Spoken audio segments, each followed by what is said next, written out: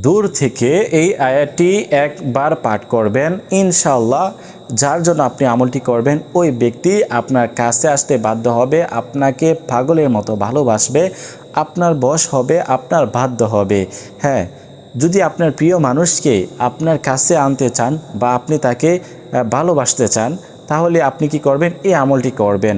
তাহলে কি হবে? আপনার প্রিয় মানুষ, আপনার স্বামী, আপনার স্ত্রী, আপনার যে কোনো মানুষের জন্য করবেন, ওই ব্যক্তি আপনার জন্য পাগল হয়ে যাবে, আপনার কাছে ফিরে আসতে বাধ্য হবে, যদি আপনারা আমলটি সহিহ শুদ্ধভাবে করতে পারেন। সম্মানিত দর্শক, এই আমলটি করার আগে আপনাদেরকে বলবো যে আপনাদেরকে কী করতে হবে, এই ভিডিওটি দেখার পরে অবশ্যই কমেন্ট করতে হবে এবং যারা যারা আমলটি করবেন তারা অবশ্যই কমেন্ট করবেন। আপনাদের জন্য আমি দোয়া করব যাতে করে আল্লাহ তাআলা আপনাদের মনের আশাগুলো পূরণ করে দেন।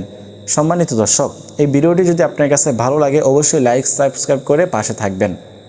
এই চ্যানেলে আরও নতুন নতুন ভিডিও আসবে। তো এই আমলটি আপনারা কখন করবেন, কিভাবে করবেন, এ নিয়ে আলোচনা করব। ভিডিওটি খুব ছোট হবে।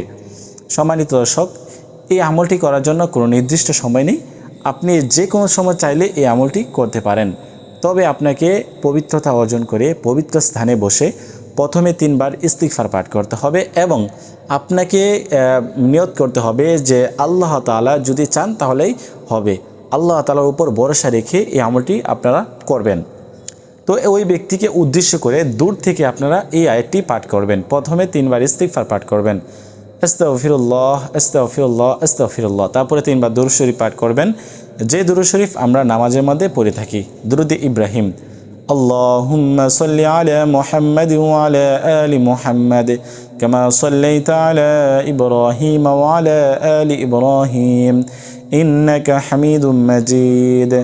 আল্লাহুম্মা বারিক আলা মুহাম্মাদ ওয়া আলা আলি মুহাম্মাদ কামা বারাকতা আলা ইব্রাহিম ওয়া আলা আলি ইব্রাহিম ইন্নাকা হামিদুম মাজিদ।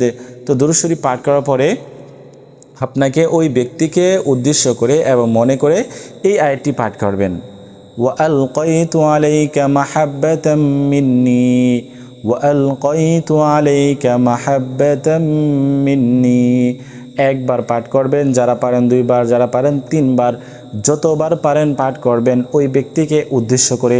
যদি পাঠ করতে পারেন ওই ব্যক্তি আপনার জন্য পাগল হয়ে যাবে, আপনার বশ আসবে, আপনার কথা শুনতে বাধ্য হবে, যদি আপনারা আমলটি সহিহ শুদ্ধভাবে করতে পারেন।